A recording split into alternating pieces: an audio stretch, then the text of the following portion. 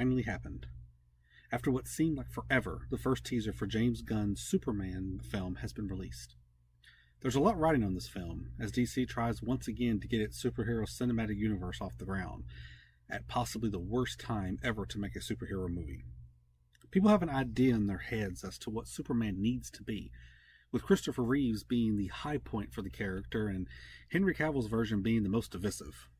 This movie has to do really well, and this teaser has to set a good opening tone.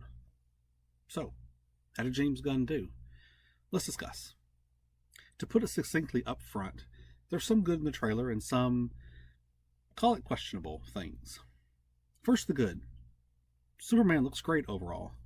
I know there was some controversy and hand-wringing when early production photos were released and the suit looked dopey, ill-fitting, and poorly made. That's not a problem here.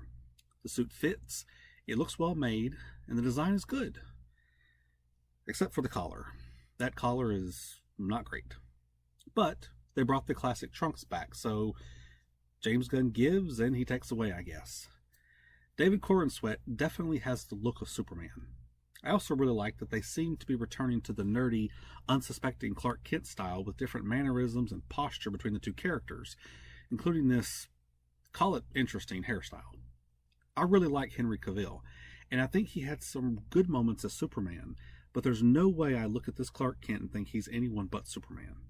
The Corenswet Clark Kent gives me reason to separate the two, and that's a plus for the movie. I also like a lot of the supporting characters we see. Lois Lane looks great in the few brief glimpses we see of her. Lex Luthor looks menacing and capable of serving as a foil to Superman, unlike other Lex Luthors of the past. We get a glimpse of what I'm assuming to be Pa Kent. He looks fine. We aren't given any clues as to when this brief scene takes place. I really hope they stick with the lore of Pa Kent dying when Superman is young, because I really think it's crucial to the character of Superman. But we'll see. Krypto was at the beginning of the trailer. I know a lot of people have had a problem with Krypto's breed being changed. I really don't care about that. I have more issue with him being in the movie at all, but once again, I'll reserve final judgment until I see more. I also really like the general tone of the teaser trailer. Well, there's not much dialogue in it, with only Superman asking Krypto to take him home and a young boy saying Superman's name in a hopeful tone. The general tenor of the teaser is positive. We get scenes of Superman saving a young girl from debris flying at her. We see the boy who said Superman's name lifting a flag with his symbol on it during a chaotic situation, closing his eyes and calling out in hope for the Man of Steel. We see some heroic shots of Superman flying across the metropolis sky, Superman fighting against something, and what looks like him braving the fire from some kind of dragon. The music for the trailer, a rock guitar playing a rendition of the Reeves Superman theme, is upbeat and optimistic. As far as visuals go, this looks like a Superman movie. The people are generally looking to Superman for salvation. There is a brief scene of people looking angrily at Superman and throwing trash at his head. We don't know yet why they're angry with him, but they are definitely the outlier. This is a world that views Superman positively. This is a stark contrast with the depressing, dour Superman of the Snyderverse, who always seems so inconvenienced to have to help these pitiful mortals of Earth. Martha Kent's advice to Clark about how he doesn't owe anyone of Earth anything stands in clear opposition to the generally positive view of the character here. I think the best interpretation of Superman was a brief scene in the opening minutes of the CW's Superman and Lois. Yes, that CW.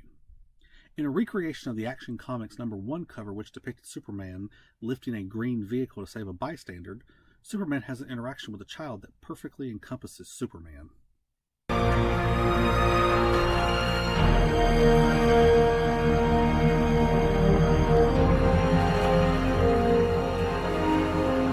Here you go, friend. Thanks. Cool costume. Thanks. My mom made it for me. The show went downhill as it progressed, though it was not unentertaining. But it hit the nail on the head in this scene. This is the tone that Superman should strike. He is not Batman. He is not Thor. He is an entirely different animal and should be depicted as such. Superman should inspire. He should represent an ideal for others to strive for. I realize that this is a short teaser with next to no dialogue, but what little we've been shown does seem to be aiming for that general feel for the character. Now for the stuff I'm not so sure about. There are a lot of characters in this teaser. We know that there are a lot of characters in the movie. In addition to the Superman characters we were shown, there was also Green Lantern, Hawk Girl, and Mr. Terrific. A STAG industry sign was shown, and we have no idea who the villain will be. Is it Luthor? Is it Brainiac? We don't know because a significant portion of the teaser was used to show off non-Superman characters.